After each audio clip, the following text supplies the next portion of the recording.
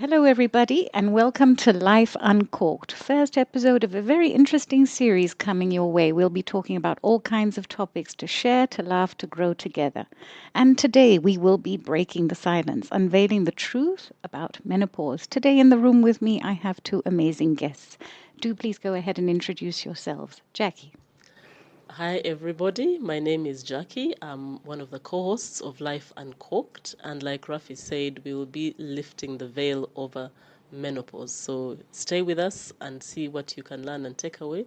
Especially if you're going through it, we have a very esteemed healthcare professional to tell us the good, the bad, and the ugly about menopause.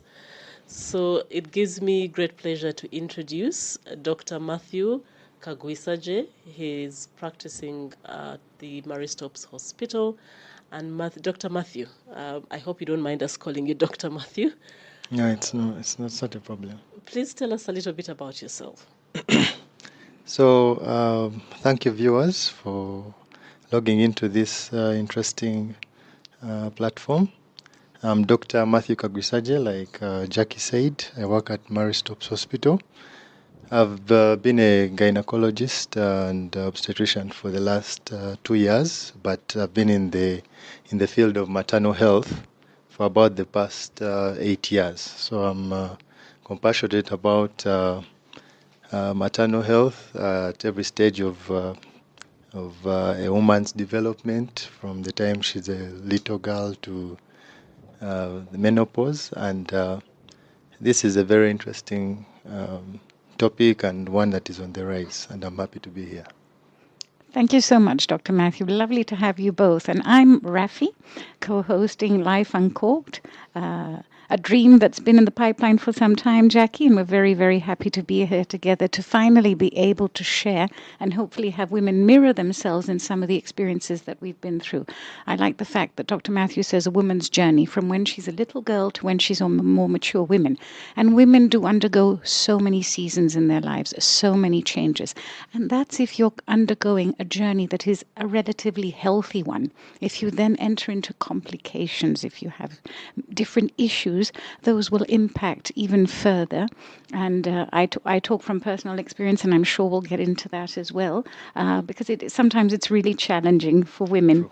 True. They can get lost, they can feel very lonely and isolated, very afraid, if they're not given, a platform to air their woes and concerns, a sounding board, different solutions, sometimes even just a kind ear, someone who will listen to them, because very often you feel you're going a little bit cuckoo in your own mind when you're going True. through certain phases of all this and you're not even sure. So, Jackie, who's very good at putting things not only into perspective but also numbers, so looking at the facts. Jackie, you have this statistic for us, which alone can start off this conversation. So we did a bit of reading, and I came across this number, and I was like, what? And it says over 1 billion women will experience menopause by 2050, but it still remains a taboo topic. And for me, that was like, hang on a minute. 1 billion of us by 2050, and we still don't have enough places to talk openly and comfortably about menopause. It's still something people want to talk about behind closed doors, maybe between a very small group of people. I'm very sorry for those of you who take offense, but today we are going to be putting some of these things out in the open. And I think we need to discuss it. It is what it is. So in the next 2 episodes, we're going to be covering a range of things related to menopause, and hopefully we will give people enough of a grounding to then be able to go and seek more information. And if you're going through either perimenopause or menopause, you'll then be able to go and have a conversation with your service provider. If you have a GP, I think in Uganda we've forgotten about general physician. We tend to go to specialists. But whoever you But go they're to, there. The general physicians are there. Yeah. Yes. GPs, the medical doctors, they call them general doctors in many spheres. Exactly. But I think just to get us started, maybe let's define what is menopause, because we might be talking about menopause, but if somebody doesn't know or doesn't quite understand, how would I be able to know I'm in menopause? What would tell me, or what would show me? What signs, what symptoms do I need to observe? So I think I can take on that. Menopause generally is the point in the continuum of a woman's life whereby there is cessation of her reproductive life. It's characterized by a halt in her in her monthly menstrual periods. So usually it's a diagnosis that is made in retrospect.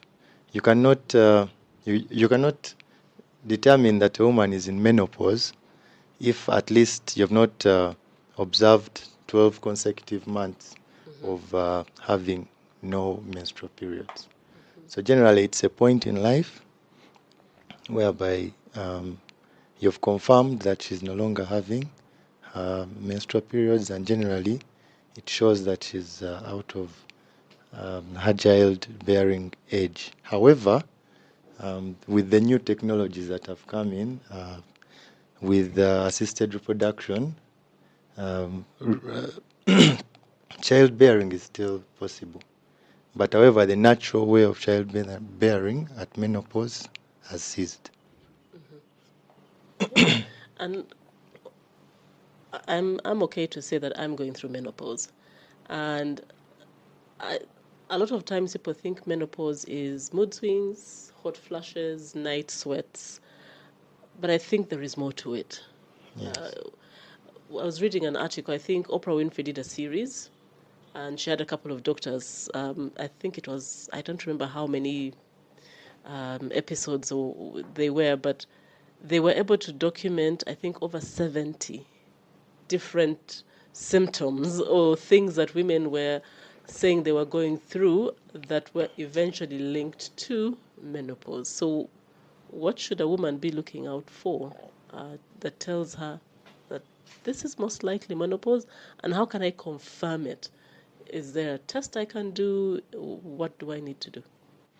Okay, generally menopause occurs, the natural menopause.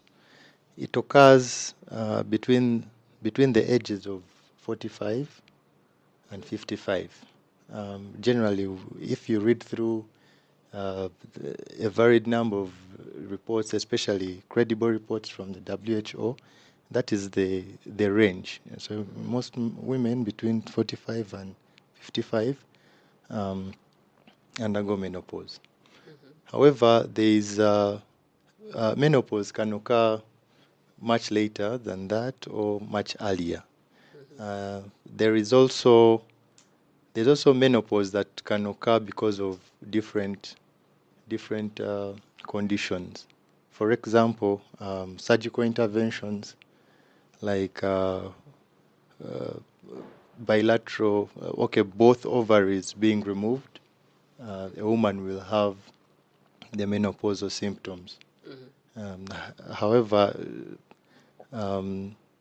symptoms that would have come naturally later, but they come because of that surgical intervention. Other conditions like cancer, chemotherapy, treatment for cancer, some of those drugs might affect the function of the ovaries, so the normal development of the eggs or the follicles might be disrupted, as well as radiation therapy, and also some disease conditions, some cancers, HIV. HIV can also contribute to that happening at an earlier stage. However, there is also a very big genetic component to this. So there are some families, there are some first-degree relatives usually who have a similar onset of menopause. It might happen earlier, even earlier than the 40s. About 1% of the population might have menopause below the age of 40. So, like Jackie said, that she's probably experiencing menopause. Yeah. Yeah. So there is what she also talked about, a phase called perimenopause. So perimenopause is premenopause, before menopause, and also postmenopause, after menopause. So usually those symptoms, the menopausal symptoms, could come much earlier than, and even spend even more than 10 years before you actually go through the cessation of your menstrual periods. So so that means a woman can start experiencing the menopausal symptoms as early as 10 years before the menopause. So she hit on some symptoms like the hot flashes, the mood swings, the sleep disturbances, the it's called memory fog. Brain fog. Brain fog. Yeah. That's the one. Yes. Gets you every time. Yes. Yeah.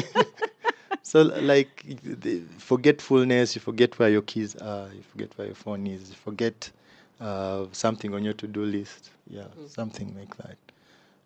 So those are some of the symptoms. Then there are other symptoms like the physical symptoms like the bone pains, the muscle pains. There are also urogenital symptoms, symptoms affecting the urinary system and also the reproductive system. These are usually atrophic symptoms. In simple terms, atrophy means like there's degeneration of those organ systems. In that, for example, you might have issues like organ prolapse. Some women might experience prolapse, like they feel like probably the uterus is dropping out of their pelvis. They can experience things like sexual dysfunction and having painful sexual dysfunction, vaginal dryness, itching, irritation. Those are some of the genital symptoms. Then the others like psychogenic symptoms like anxiety, depression, sleep disturbances like insomnia, sleep apnea, could all come into the continuum. So it's a very huge barrage of symptoms just pointing towards one woman. So if you can, however, there's that small percentage of women who might not experience some of those symptoms, or experience them for a short period of time. So, for example, the hot flashes, these are grouped in the vasomotor symptoms. There are some ladies who can have them for 1 year, others can have them as much as 6 years on average, but there are some who can have them even as far as 15 years into menopause.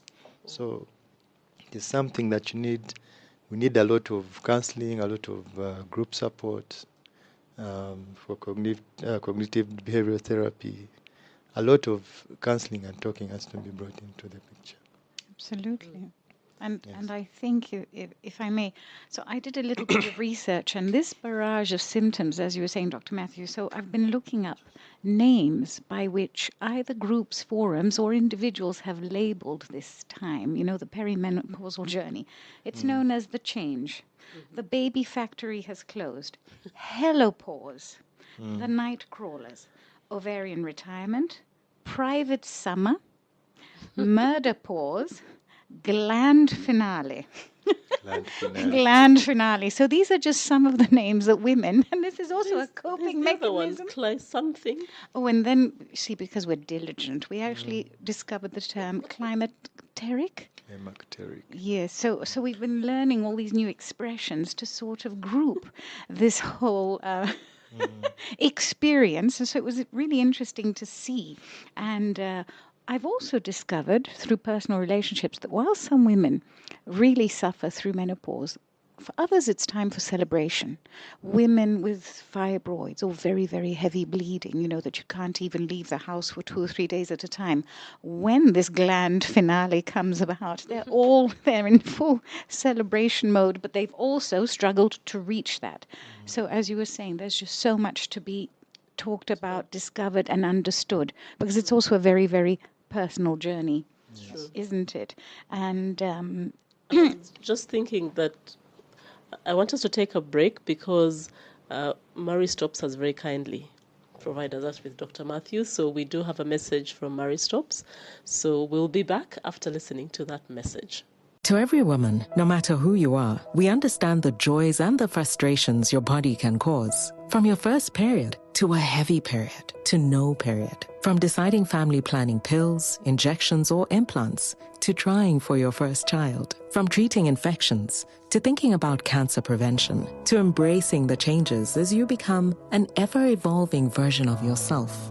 We are here to lend a helping hand and help you thrive at every stage. Despite all the changes, your goals can remain certain. All it takes are brave, confident choices.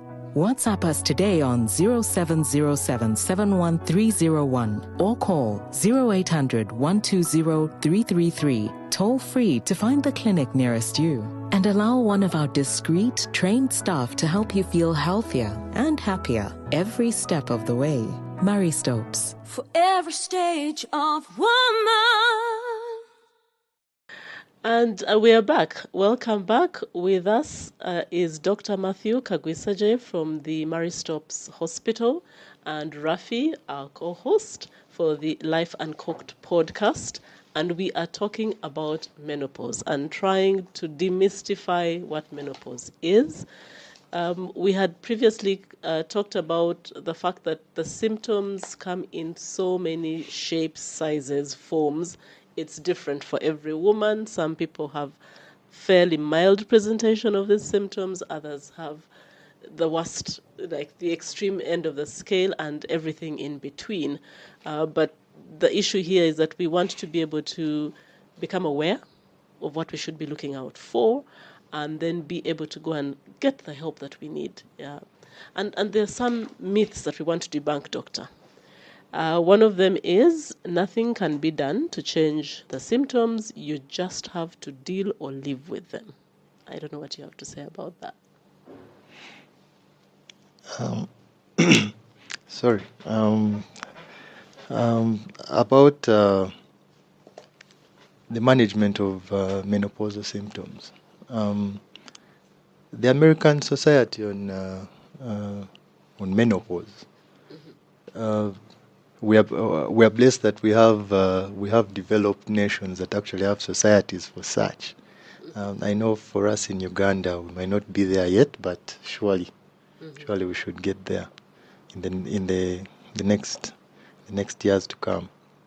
So they agreed through a statement in 2022 that majorly menopausal management of menopause should be focused towards diminishing disruptive symptoms, symptoms that actually affect a woman's quality of life, her functionality as a woman, both at home, within a relationship, and also at the workplace.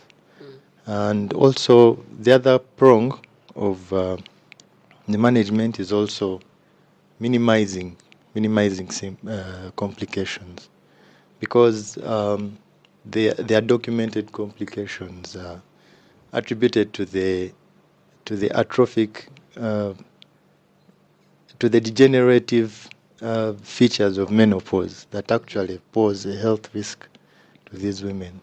And these changes can actually be slowed down or actually reversed to some extent. For example, the progressive weakening of the bones, medically called osteoporosis. Yeah, this can be slowed down through hormonal replacement therapy, vitamin D and calcium supplementation, and a various amount of medications. So, in simple terms, I just want to say that actually something can be done. Okay. Actually, a lot can be done. However, it has to be within the guidance of a professional. Yeah. So there is treatment for menopause. I'm glad you mentioned hormone therapy because it seems to be controversial. Some people say if you do the hormone therapy, then you're putting yourself at increased risk for various cancers, and I don't know whether this is true because you can't believe everything you read, but I read somewhere that might have been the case for synthetic hormones, which were used initially in this therapy, but now we have gone to what they call bioidentical hormone therapy, which means they mimic what would be naturally in your body. And so maybe that's another myth we need to debunk, that hormone therapy is dangerous and that your symptoms are not bad enough for you to go and see a doctor to ask for this therapy. So maybe you can walk us through what's available, and let people know what the choices are, what choices they have in regard to hormone therapy. Okay, so in as far as menopausal hormonal therapy is concerned, there's no standard of care or management of that.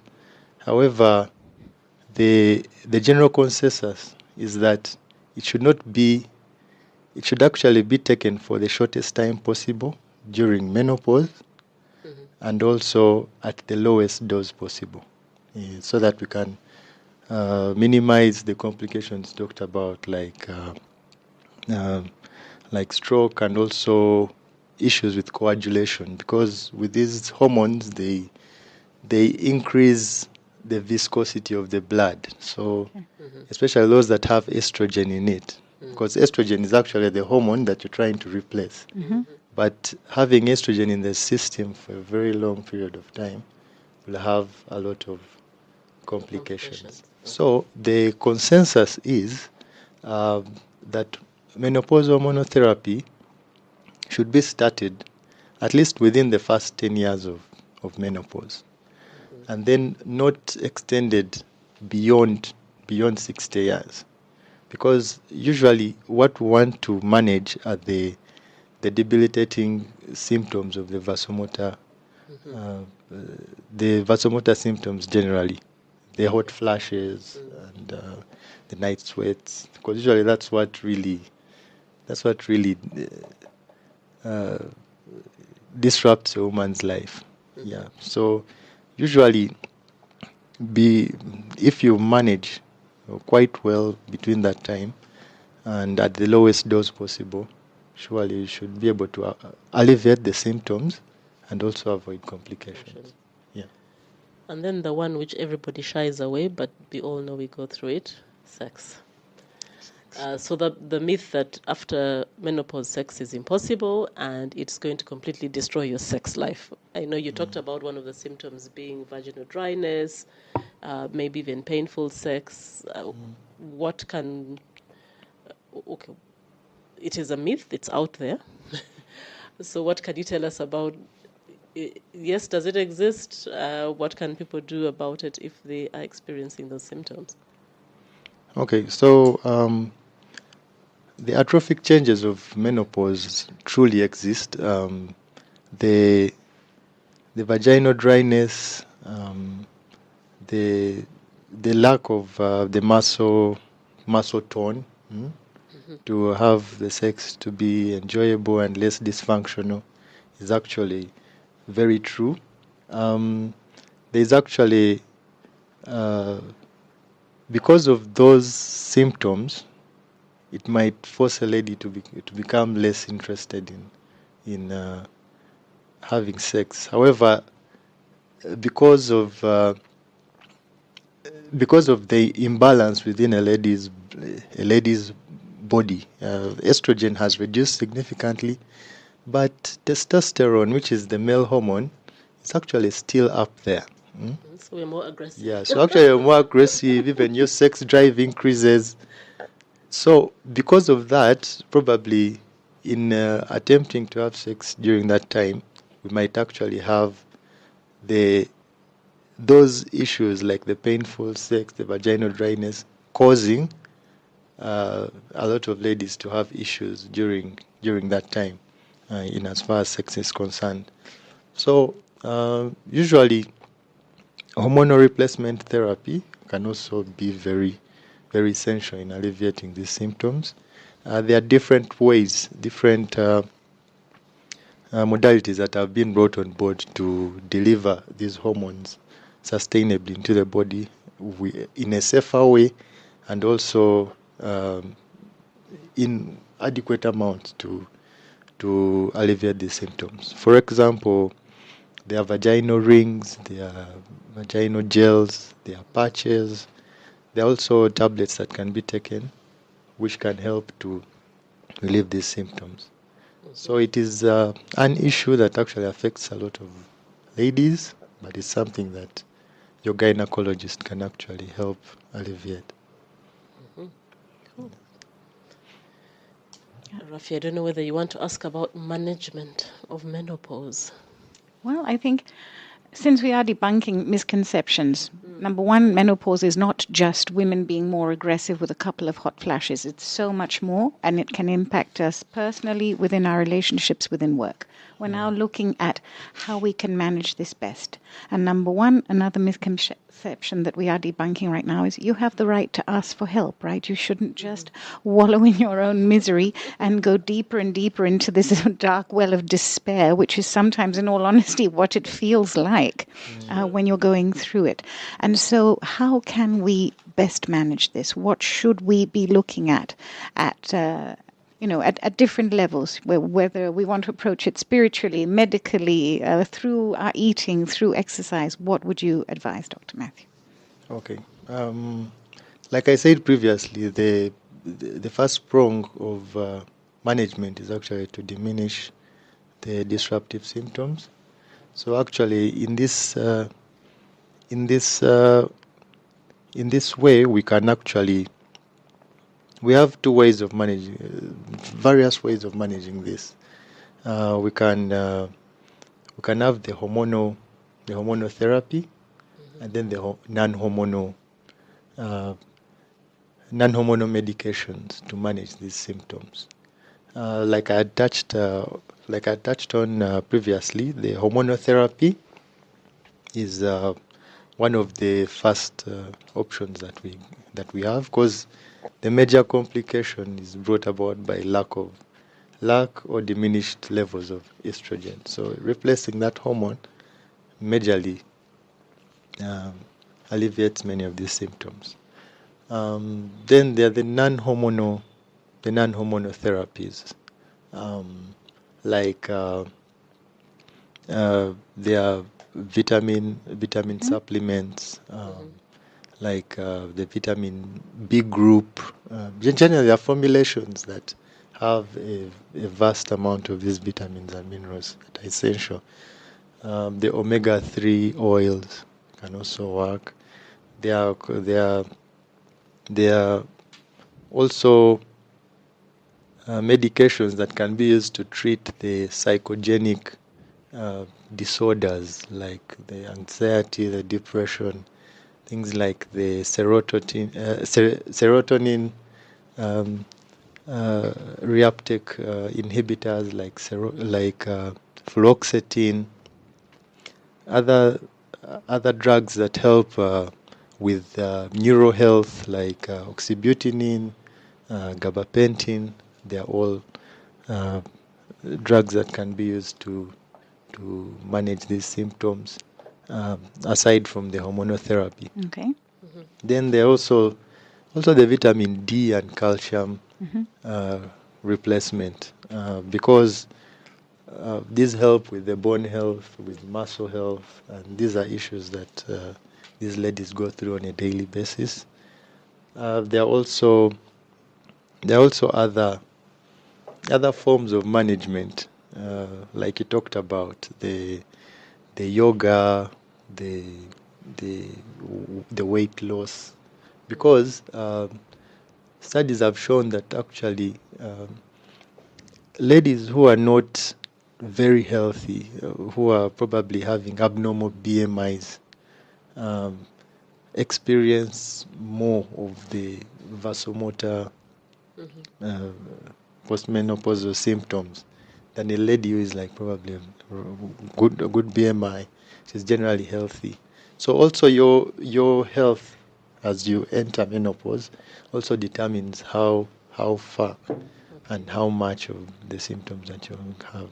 So weight loss, uh, a good diet. So the nutritionists are also very important during this phase of life.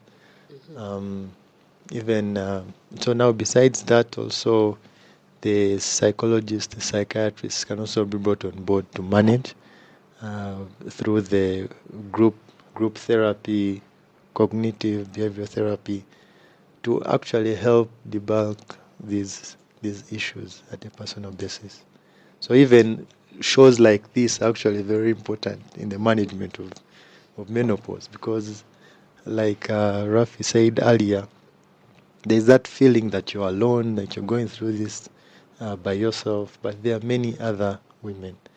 By 2050, there will be 1 billion women that you can share this with. Yeah. They better be listening. Yes. For me, I think the thing that is so annoying is the weight gain, because it's like you wake up in the morning and you're like, when did that appear? It's like, what's going on? It's like your body has a mind of its own, and yes, you might be doing all these things which will help to keep the symptoms under check, but it's like we need some I don't know, some miracle wand or something to deal with the unexplained weight gain that just pops up in the middle of nowhere. I thought that it was becoming a bit heavy with, hormone replacement therapy and non-hormonal therapy. So we did come across I call it menopause humor. And I hope our audiences will appreciate this. So, Rafi, if you don't mind, I'll read one, you read another. But it's just so that we can also, for us who are going through it, and for the people who live with us and have to live with us through the various symptoms, to not take it so seriously. Yeah. Unfortunately, most of these didn't have, they were anonymous, or the authors are unknown, but I thought they were quite hilarious because they really speak to what women are going through. And so this one is really interesting. It says, hot flushes, your body's way of saying, I'm too hot to handle. It's unknown. And I think we can all relate, because I was at a function recently and we were all laughing at each other because all the people who walked into that room holding fans were people going through menopause, the portable fan, because there are spaces you'll get into and there is no AC and maybe there is no breeze of any sort. And you can't control when the hot flash shows up. And it always shows up when you're in public. So yeah, you figure out that it's better to move with your fan, because that way you can at least try and keep cool. Yeah, definitely. I remember I was actually waiting for a doctor's appointment one day and a hot flash came upon me and I felt like I was possessed. I stood up and roamed around the room and everyone had to move out of the way. They had to switch the fan on to calm me down, because sometimes it's really your body is on absolute fire. You feel your brain is fizzing out into nothing in your mind, and you just. And How long did that take? I think I was in a bad state for a good 5 minutes. It was really, really intense, and at some point, the kind that should have anyone said you need help, I would like no. Although I desperately needed help at that moment. So on average, actually, it takes that time. Yeah. For your internal thermostat to sort of realize and regroup, and yes, exactly. So definitely, and sometimes I feel menopause is really a test of faith and endurance, because when I have that cake, I feel so good, but I know cake is so bad for me right now, so I just don't know what to do with myself. Yeah. And it seems to be the only thing I want is cake. But I think we need to give ourselves grace. I mean, honestly, let's put it this way. We've lived past what used to be. I think the original life expectancy for Ugandans was something like 47 years. So I'm like, for me, it's a victory just to have crossed the 50th birthday. I don't know whether now that figure has been officially raised. We'll see with the latest census figures what it goes to. But I think it has gone up to 50 something. Actually, for the latest WHO report, the the life expectancy in Uganda has increased to 63.6. For women? Okay. Well, For generally. generally, General, okay. however, for women it's even higher, Yeah. which is 70. Wow. Yeah, on average. So that means actually a big bulk of women will actually live close to 20 to 30 years within menopause. Yeah. Yeah, so it's something that we have to actually Yes. discuss about. Well, there's time to eat cake. So talking about cake, the one that I can know you can eat pretty guilt-free is the Green Bean, I think, cafe. Yeah, yeah. They have this lovely, I think it's almond and olive oil. It's like a chocolate cake, but it doesn't have all the things which are bad for you. So that's the self-indulgence if, in terms of cake. Kindly take note. Okay, I'll take note. Almond cake. I want cake, exactly. I wanted to read a couple of other ones, which these ones really are more about hot flashes, but they're really funny. The other is who needs a personal heater when you can carry your own portable sauna during menopause?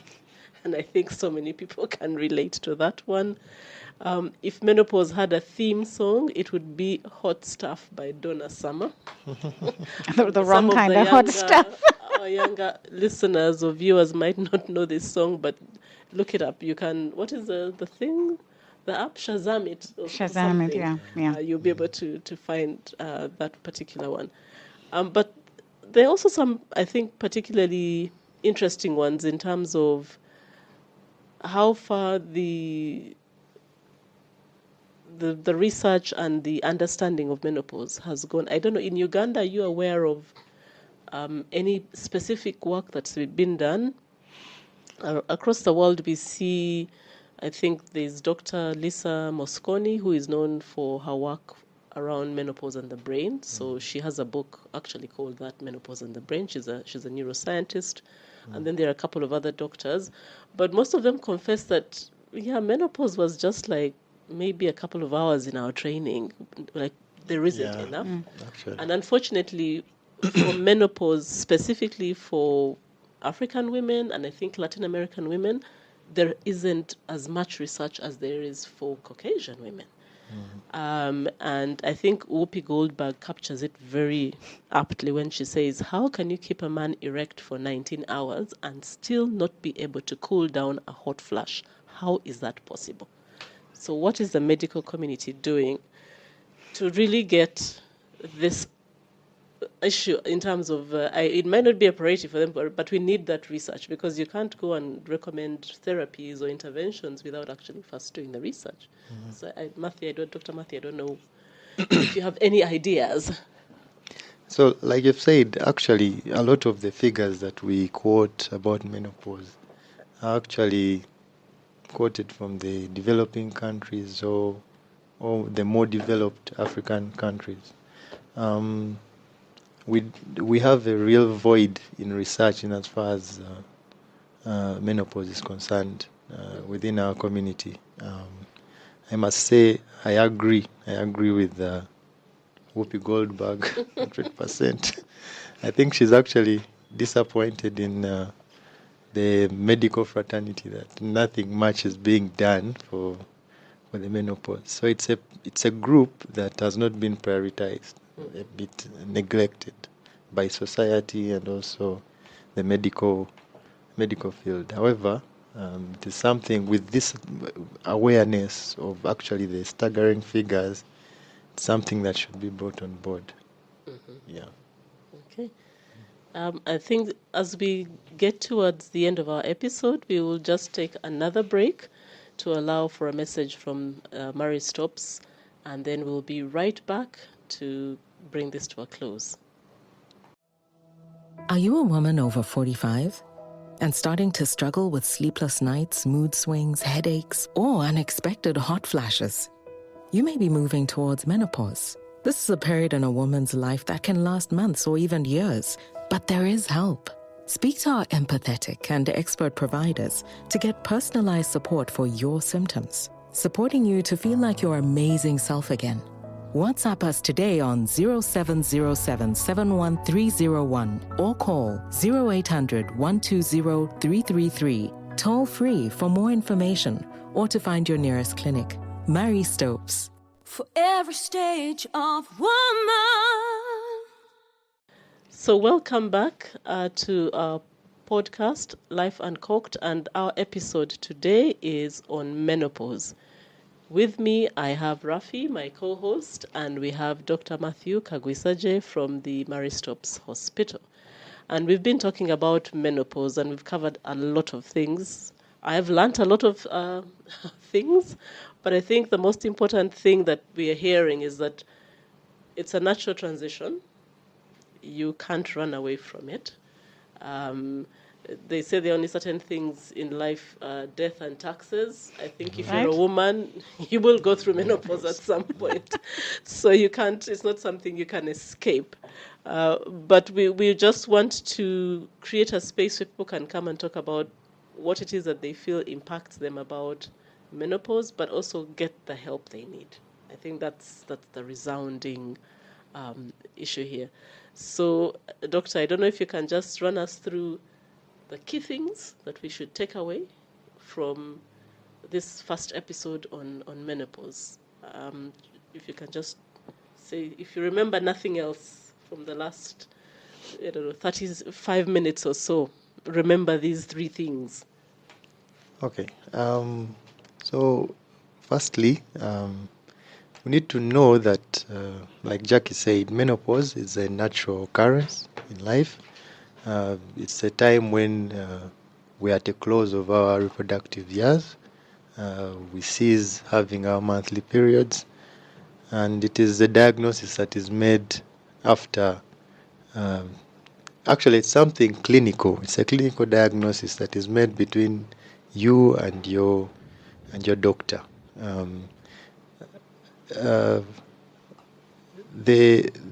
There's no much needed to make a diagnosis of menopause. It's a clinical diagnosis.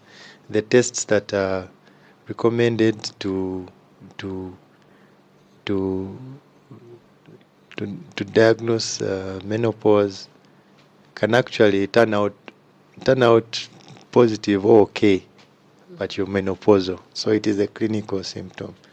It is characterized by a barrage of symptoms, spanning from vasomotor symptoms like the hot flashes, the night sweats, psychogenic symptoms like sleep disturbances, brain fog,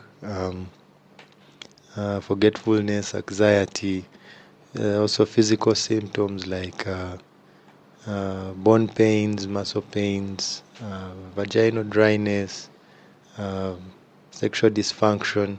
So there's a whole lot of symptoms that a lady might go through. However, there's management for these symptoms that is available. This shows us generally to demystify that actually there's treatment that is there to alleviate these symptoms. I had noted some symptoms, some medications earlier. I would recommend that you actually go to your gynecologist to have this prescribed, not to take it as hearsay from Dr. Matthew that I should go and get this medication. The medications are available, the hormonal therapy, non-hormonal therapy. There's a lot of benefit from the non-pharmacological methods of management, like the group support therapy, the cognitive behavioral therapy, weight loss programs, nutrition. So this is an area that needs a lot of research and intervention. Actually, going to those who advocate for health, I would recommend that actually more emphasis and funding should be put into this area and field.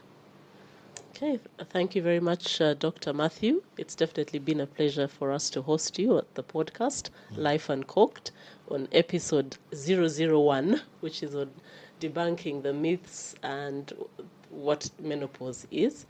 This is the first episode in a 2-episode series on menopause. So we shall definitely be coming back with Dr. Matthew to talk about other aspects of what to do to manage your menopause. Raffy, I don't know if you have something you'd like to say? Well, I'll just close by saying one should really own this phase in their life. Personally, I'm proud of myself. When I look at the list of symptoms, I score so high. I'm doing really well. You look very good. I've got it almost all, and a couple that haven't even been mentioned. So I'm really proud of it. Surviving it all one day at a time, thanks to good friends who also help you, and the medical professionals who also guide you along the way. So thank you very much, both. Jackie, over to you. I think I'd just like to end on. I think we need to make this a tradition that we always end with some sort of inspirational quote. And this is from Lulu Hunt Peters. She's a medical doctor. And it goes, one should remember that menopause is a normal and natural process, and it should not be dreaded. Realizing that the condition is a natural occurrence which all women experience if they live long enough, and a philosophical, calm acceptance of this fact will help lessen the nervous symptoms. True, So there you 100%. go. So from us at Life Uncorked, thank you for watching our first episode. Don't forget to subscribe and share. And tell us what you want us to discuss about menopause, because we're doing the first 2 series. We can always do more. But let us know in the comments what you'd like us to talk about, and we'll surely look for the experts and the specialists. And we look forward to seeing you for episode 2.